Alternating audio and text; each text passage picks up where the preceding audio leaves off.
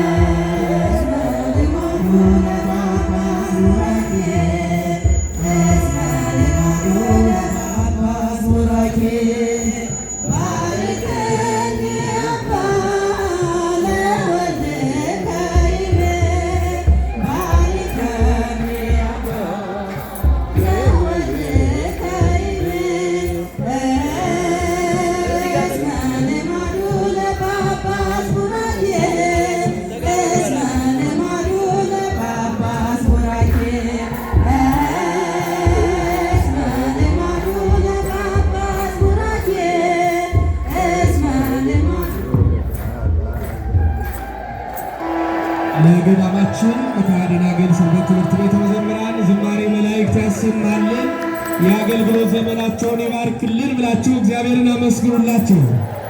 ታላቁ መምህራችን የገዳማችን ፈለገ ጥበባት የአፄ ዘርዓ ያዕቆብ መታሰቢያ የአራቱ ጉባኤያት ምስክር መምህር የሆኑት ሊቀ ሊቃውንት የኔታ ነቢየ ልዑል አዳሙ ይሆናሉ።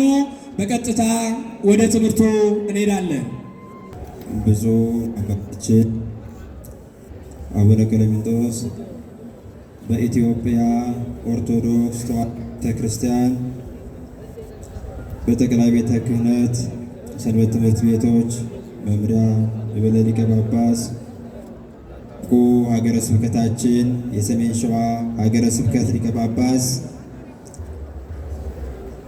የቅዱስ ሲኖዶስ አባል፣ የአቡቀለምሲስ ሚዲያ መስራችና የቦርድ ሰብሳቢ፣ የታላቁ ኮሌጃችን መስራች፣ የቅዱስ ባስልዮስ ኮሌጅ መስራች የበላይ ጠባቂ፣ እንዲሁም የሁላችን አባት ብፁዕ አባታችን አቡነ ፊልጶስ የደቡብ ኦሞ ሀገረ ስብከት ሊቀ ጳጳስ፣ የቅድስት ሥላሴ መንፈሳዊ ዩኒቨርሲቲ ፕሬዝዳንትና የቅዱስ ሲኖዶስ አባል የሁላችን አባት፣ እግዚአብሔር በቸርነቱ የሰበሰባችሁ የገዳማት የአድባራት አስተዳዳሪዎች፣ ከመላው ሀገራችን የተሰበሰባችሁ ሊቃውንተ ቤተ ክርስቲያን፣ እግዚአብሔር በቸርነቱ ድንግል ማርያም በእናትነት ፍቅሯ የጠራቻችሁ እንደ ከዋክብት ደምቃችሁ የምትታዩ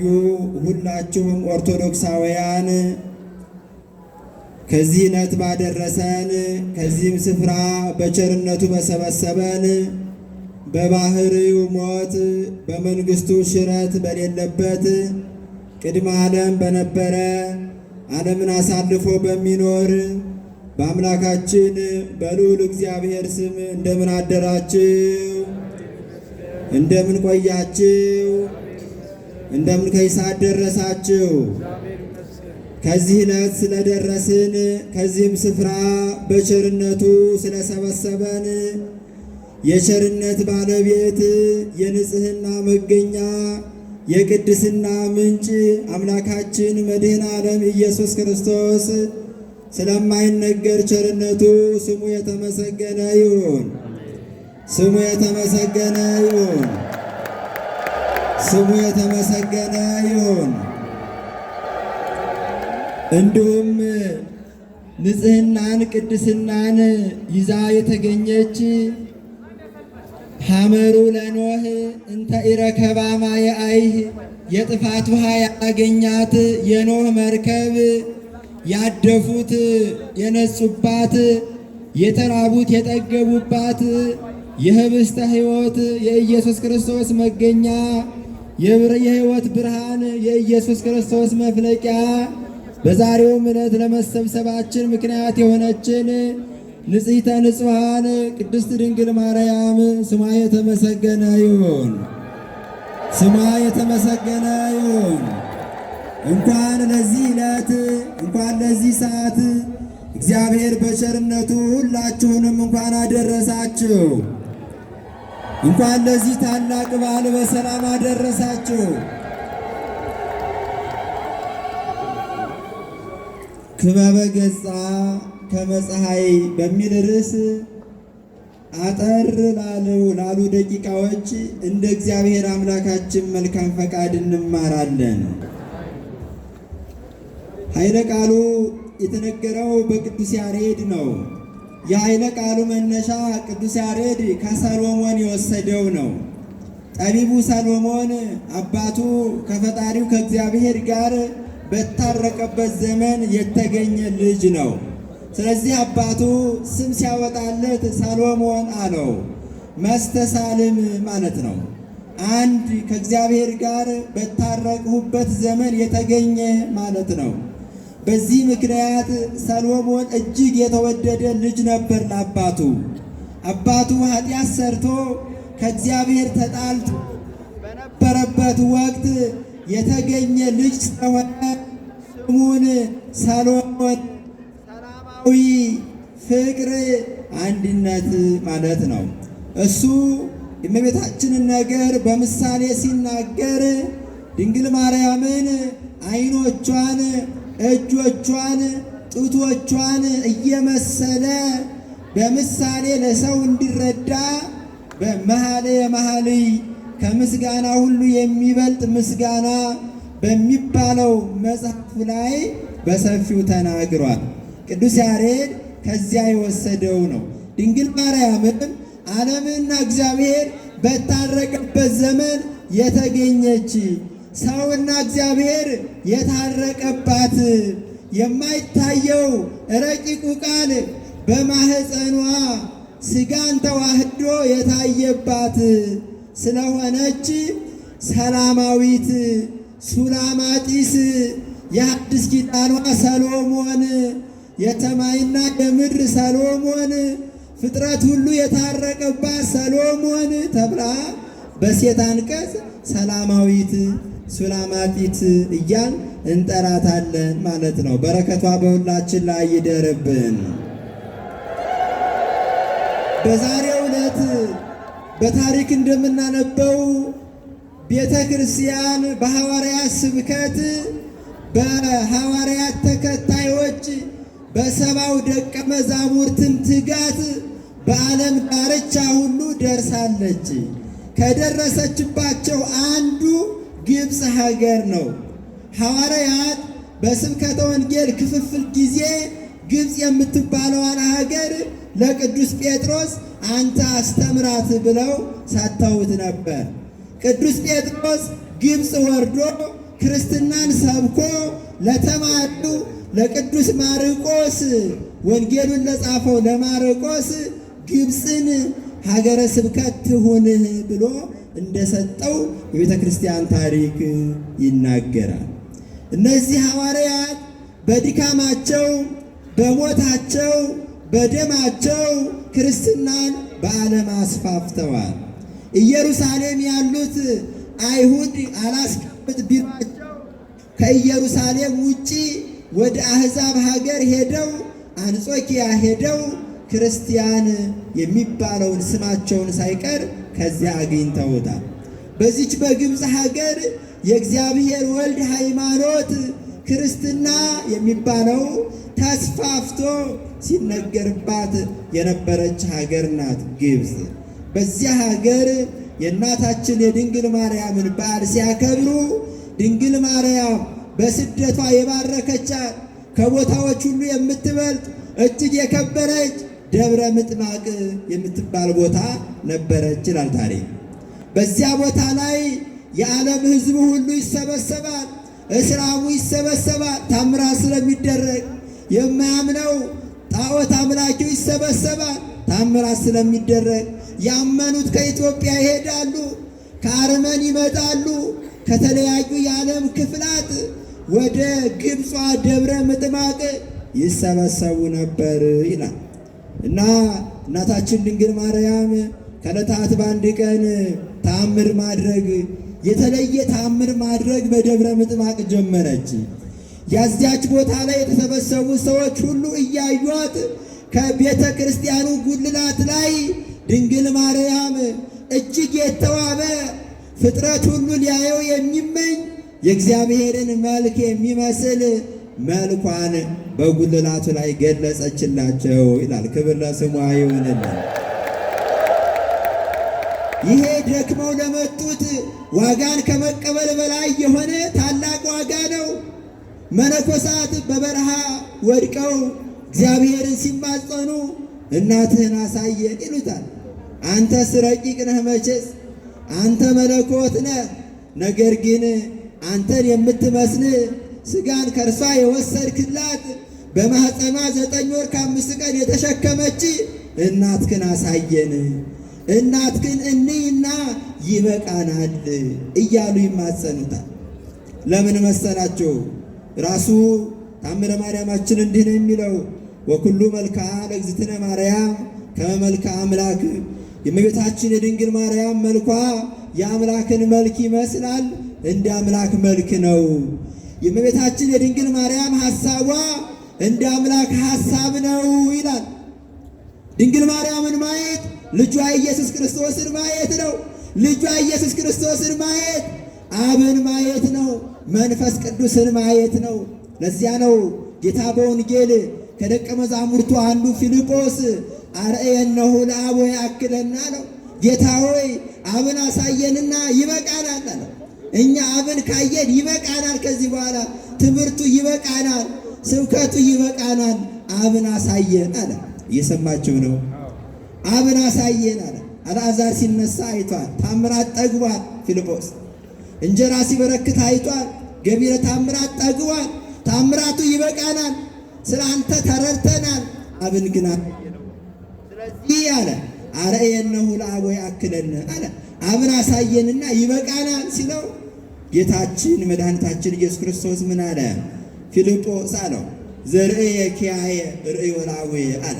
እኔን ያየ አብን አየ አለ። ስለዚህ ድንግል ማርያምን ማየት ልጇ ኢየሱስ ክርስቶስን ማየት ነው። የድንግል ማርያም መልክ የልጇ የኢየሱስ ክርስቶስን መልክ ስለሚመስል ማለት ነው። ኢየሱስ ክርስቶስን ማየት መንፈስ ቅዱስን ማየት ነው፣ አብን ማየት ነው። ስለሆነ በዛሬው ዕለት ድንግል ማርያም ለደከሙት ለተሰበሰቡት በግብፅ ደብረ ምጥማቅ ትታይላቸው ነበር ይላል። ክብር ለስሙ ይሆንልን። ይሄ ቀላል ነገር አይደለም። ይህም ብቻ አይደለም፣ ጨመረችላቸው። የተሰበሰቡት ሰዎች ጊዮርጊስን ታሳያቸዋለች። ድንግል ማርያም ልትመጣ ሰማዕታቱ ይመጡ ነበር። መርቆሬዎስ ይመጣል አብሮ።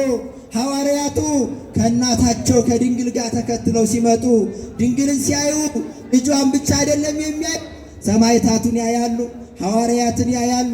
በእውነቱ ነገረ ማርያምን የተማረ ሰውም ነገረ ቅዱሳንን ተማረ ማለት ነው።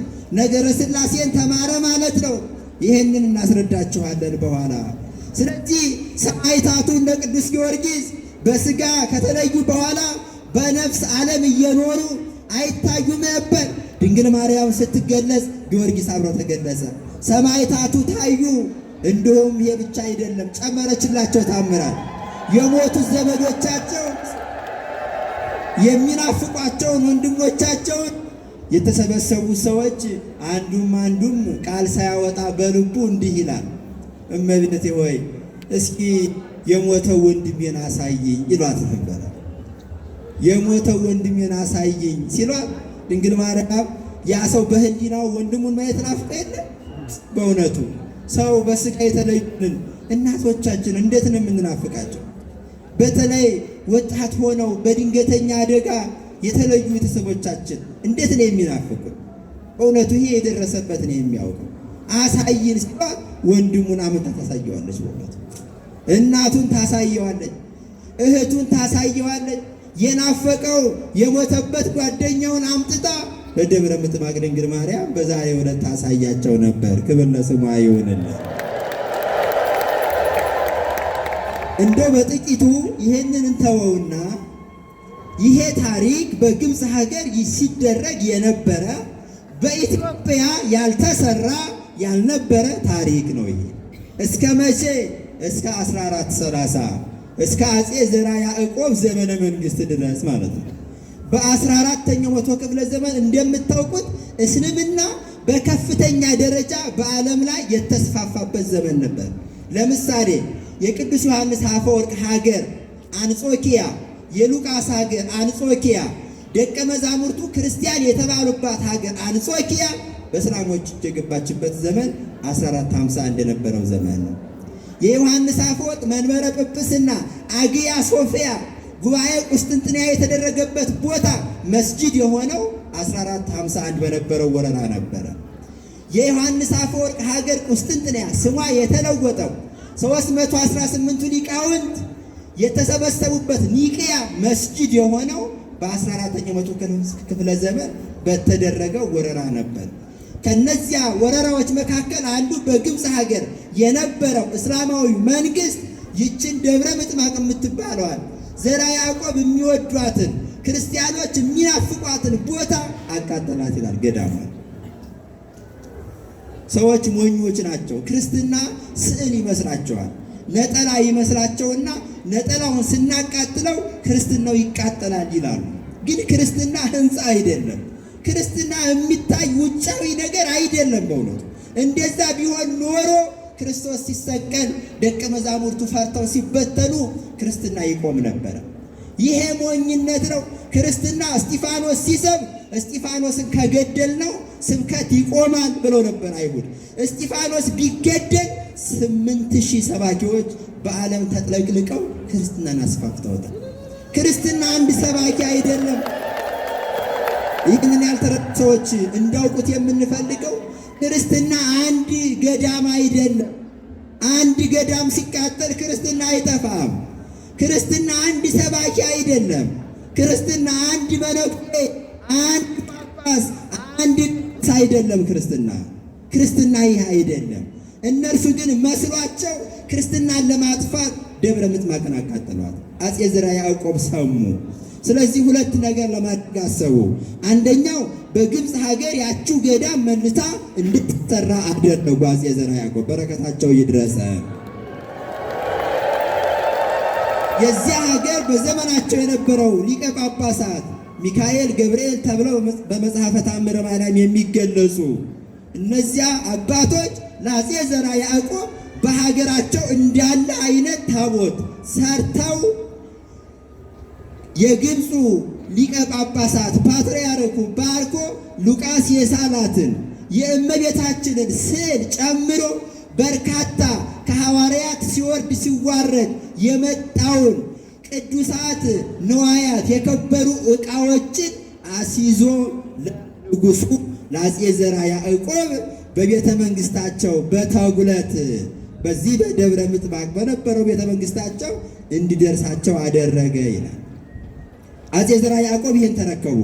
ከዚያ ሊቃነ ጳጳሳቱ ወደ ኢትዮጵያ እንዲመጡ አድርገው ይሁ በቆምንበት ቦታ አፄ ይኩኖ አምላክ ቀድሞ በመሰረቱት ኋላ ዘርዓ ያዕቆብ ደብረ ምጥማቅ ባሉት በጥንተ ስሙ ተጉለት በሚባለው ቦታ ላይ አፄ ዘርዓ ያዕቆብ ደብረ ምጥማቅ ዘግብፅ የነበረችውን በኢትዮጵያ ዳግመኛ መተረቷ ይላል። እንኳን ደስ ያላችሁ ሆነ።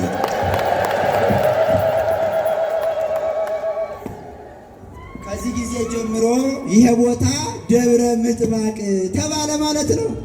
እመቤታችን በታምራት የምትገለጽበት ቦታ ሆነ ማለት ነው። ያዘኑት የሚጽናኑበት ቦታ ሆነ ማለት ነው። አዎ ደጋግ ሰዎች ሀገር የጎደላትን እንደዚህ አድርገው ይሞላሉ። በእውነቱ ደጋግ መሪዎች ሀገር የጎደላት ምንድን ነው ብለው ያጠናሉ፣ ጎደሏንም ይሞላሉ። በእውነቱ ደጋግ መሪዎች እንደዚህ ናቸው። እነዚህ ናቸው ደጋግ። ሀገር ምንድን ነው የጎደላት አሉ ዘርዓ ያዕቆብ። ደብረ ምጥማቅ ጎሏታል ሀገር ኢትዮጵያ አሉ። ስለዚህ የግብፁ ደብረ ምጥማቅ በሀገሬ ይተከል ብለው በግብፅ ሊቃነ ጳጳሳት ፈቃድ ብቻ ሳይሆን ባራኪነት በዚህ ቦታ ላይ እመቤታችን የምትገለጽበት ልዩ ቃል ኪዳን ያለበትን ገዳም ገደሙ ይላል። በረከታቸው ለሁላችን ይድረሳል። አዎ እንደዚህ ናቸው ቅን መሪዎች። ቅን መሪዎች ሀገር የጎደላትን ይሞላሉ። ዛሬ ነው እንጂ ይሄ የጠፋው። ዛሬ እንደምታዩት ሀገር ያላት እየጠፋ ነው። በእውነቱ ትውልዷ ይጠፋል፣ ቅርሷ ይጠፋል፣ ሰላሟ ይጠፋል። ቅን መሪ ለሀገር የጎደላትን ይሞላል። በእውነቱ እግዚአብሔር ቅን መሪዎችን በቸርነቱ ያድለን። ብፁዕ አባታችን አቡነ ቀለሚንጦስ ለምሳሌ በዚህ አካባቢ የነበሩ በታሪክ የሚታወቁ መሬት ላይ የሌሉ ገዳማት አሉ፣ ትምህርት ቤቶች አሉ። አንዱ ደብረ ምጥማቅ ጻድቃኔ ማርያም በዘርዓ ያዕቆብ ዘመን የእውቀት ማዕከል ዩኒቨርሲቲ ነበር። ማሳያ የዘርዓ ያዕቆብ ዜና መዋዕል ወተተርጎመ በውስቴታ መጽሐፈ ፍትሐ ነገሥት ይላል። በደብረ ምጥማቅ ፍትሐ ነገሥትን ተረጎመበት ይላል። በደብረ ምጥማቅ ወጸሐፈ ተአምሪሃ ለእግዝእትነ ማርያም ይላል። የድንግልን ተአምር በደብረ ምጥማቅ ጻፈበት ይላል። እንዲሁም የሰንበት ትከበር አትከበርን ጉባኤ ሀገር አቀፍ ጉባኤ በውስጧ ሰራባት ይላል። ይህም ብቻ አይደለም። ከተራ ጠዋት ነበር የሚወጣው። ከተራ የሚባለው በዓል በኢትዮጵያ አልነበረም። ያንን ስርዓት ሊቃውንቱን ሰብስቦ ዘርዓ ያዕቆብ የጨዋ ደንብ በሚባል መጽሐፉ እንደደነገገው በደብረ ምጥማቅ ሰራበት ይላል። ይሄ ጉባኤ ቤት ጠፍቶ ነበር። ስለዚህ ሀገር ጎሏት ነበር ማለት ነው። ብፁዕ አባታችን መምህራንን ትምህርት ወዳለበት ሀገር በመላክ ትምህርት ቤቶችን ከፈቱ ማለት ነው። ቡራኪያቸው ይድረሰን። ቅን መሪዎች ሀገር የጎደላትን እንደዚህ ይሞላሉ ማለት ነው። እንደዚሁ የቀሩ በታሪክ የምናውቃቸው ትምህርት ቤቶች ታሪክ እያነበብን በቦታቸው ላይ ወደ ቀድሞ የእውቀት ማዕከልነት እንዲመለሱ ብዙ አባታችን እየሰሩ ስላሉ ትዝ ብሎኝ ነው ይሄን ላነሳላችሁ የወደድኩት እና ዘርዓ ያዕቆብ ይሄንን ተከለ። ስለዚህ በዚህ ገዳም ላይ ምን ይደረጋል? እንደ ግብፁ ታምረ እመቤታችን ድንግል ማርያም ያለ ማቋረጥ ታምራትን ታደርግ ነበር። ጸበሉ ፈለቀ፣ ባህታውያን ተሰበሰቡ። እስከ ዛሬ ድረስ በዚህ ገዳም ላይ እናንተ የምታውቁት ይሄንን ቤተ መቅደስ ነው። ይሄ ቤተ መቅደስ ቅርብ ጊዜ በክቡር አባታችን መላከ ሰላም እሳቸው ከመጡ ወዲህ ፊት ተመስርቶ ያለቀ የተጠናቀቀ ነው። ከዚያ በፊት ግን ያማረች በመጠን ግን ያነሰች እጅግ የምታስፈራ ቤተ ክርስቲያን ቤተ መቅደስ ነበረች፣ ሁላችሁም እንደምታውቁት ማለት ነው። አባቶች እንዲህ አድርገው ገዳሙን ገድመው ድንግል ማርያም የምትታይበት የራእይ ቦታ፣ ራእይ ስንል በእውነቱ ሐሰተኛ ራእይ አይደለም። በእውነት ድንግል ማርያም የብዙዎችን ችግር የምትፈታበት ቦታ ደብረ ምጥማቅ ጻድቃኔ ማርያም ነው። ማስታወቂያ ስለማይነገር ነው። እዚህ እንጫናለን። አሁን እኛ እዚህ ማስታወቂያ ብዙ አያስፈልግም ነው የምንለው። እኛ ራሱ እመቤታችን ራሱ እግዚአብሔር የሚሰራው ነገር ከዓለም ዓለም የተሰማ ገዳም እግዚአብሔር በልጁ ታምራቱ ያጸናት ገዳም ነች። እች ገዳም መካኖች ባለ ልጅ የሆኑባት ገዳም ነች እች ገዳም በእውነቱ። ስለዚህ ድንግል ማርያም ክበበ ገጻ ከመ ፀሐይ የፊቷ መልክ እንደ ፀሐይ ነው ስንል ፀሐይ በስነ ፍጥረት በአንድነት በሶስትነት ያለ እግዚአብሔርን የሚያመለክት ስለ ሥላሴ ስንማር ፀሐይ ሥላሴን ታሳየናለች። ፀሐይ ስንል አንድነት አላት፣ ብርሃን አለ፣ ሙቀት አለ፣ አካሉ አለ። በዚህ ሶስትነትን እንደምንረዳው ድንግል ማርያምን ማየት ቅድም እንዳልነው ልጇን ማየት ነው። የእሷ መልክ የልጇን መልክ ይመስላል። ልጇን ማየት አባቱ አብን ሕይወቱ መንፈስ ቅዱስን ማየት ስለሆነ በእውነቱ የድንግል ማርያም ፊት ያየ ሥላሴን አየ ነው ማለት ነው። ክብር ለስሙ ይሁንልን። ይሄ ነው በዓሉ። በእውነቱ እሷን ያየንበት በዓል ነው። ንገሯቸው ለሚጠይቋቸው ምንድን ነው በዓሉ ካሏቸው ድንግልን ያየንበት በዓል ነው በሏቸው። ድንግልን ማየት ምንድን ነው ቁም ነገሩ ካሏቸው እሷን ማየት ልጇን ማየት ነው በሏቸው። ልጇ ያዳነን ከእርሷ በነሳው ሥጋ ነው በሏቸው። በድንግል ማርያም ሃይማኖታችን ስለተመሰረተ በድንግል ማርያም ሰው ሳያምን ሲቀር አልተወለደም የሚለውን ያምናል። አልተወለደም ካለ እስላም ይሆናል ማለት ነው። በድንግል ማርያም ማህፀን የሆነውን ተዋህዶውን አንድ አካል አንድ ባህሪ ባይል ካቶሊክ ይሆናል። ካቶሊክ ከሆነ ደግሞ ከሃይማኖት ወጣ ማለት ነው። ሃይማኖት በድንግል ማርያም ነው የተመሰረተው የምንለው ለዚያ ነው። በእሷ የሆነውን አንድ አካል አንድ ባህሪ የሆነውን ተዋህዶ ባያምን ተቀባ ቢል ቅባት ቢል ከሃይማኖት ይወጣል ማለት ነው። ስለዚህ ድንግልን ማየት ሃይማኖትን ማየት ነው። ከእርሷ ያለ አባት ሲወለድ ማየት ማሰብ ከአብ ያለ እናት መወለዱን ማሰብ ነው። ስለዚህ ማንን አያችሁ ካሏችሁ ድንግልን አየን በሉ። ምን አከበራችሁ ካሏችሁ እሷ የታየችበትን ቀን አከበርን። በእውነቱ ሰው የተወለደበትን ቀን ያከብራል። ዛሬ ልጅ የተወለደበት ቀን ነው ብሎ ከአደጋ የተረፍኩበት ቀን ነው ብሎ ያከብራል። ድንግል ማርያም የታየችበት ቀንማ እንደምን ከበዓላት ሁሉ በላይ ሆኖ አይከበር። በረከቷ በሁላችን ላይ ይደርብን። በመጨረሻ በዚህ ዕለት የዚህ ታላቅ ገዳም ቤተ መቅደስ ቅዳሴ ቤቱ የተከበረበት ዕለት ነው። ታስታውሱ 2015 በወቅቱ ዛሬ እስከ ዛሬ ቆይቶ ቢሆን እንዴት ሊሆን እንደሚችል አናውቅም። ይህን ገዳም ለምትወዱ ሁላችሁ በእውነቱ ውድ በሆነበት ጊዜ በኮረና ዘመን ማለት ነው። ያን ጊዜ እጅግ ልዩ በሆነ ትጋት ይህ ቤተ መቅደስ ተፈጽሞ እንደምታዩ የሚያምር ቤተ መቅደስ በእውነቱ የሚያምር ቤተ መቅደስ ተሰርቶ በብፁዕ አባታችን አቡነ ቄርሎስ መልካም ፈቃድ ብፁዓን ሊቃነ ጳጳሳት መጥተው የባረኩበት ዕለት ነው። ይህም ታላቅ በዓል ነው። እንኳን አደረሰ። የድንግል ማርያም መልኳ እንደ ፀሐይ የሚያበራ ዮሐንስ በራእዩ ላይ ነግሮናል። ድንግል ማርያምን ማየት እግዚአብሔር ወልድን ማየት እንደሆነ በስነ ፍጥረትም በዮሐንስ ወንጌልም የምንማረው እውነት ነውና እንኳን ለዚህ ዕለት አደረሳችሁ። ወስብሐት ለእግዚአብሔር።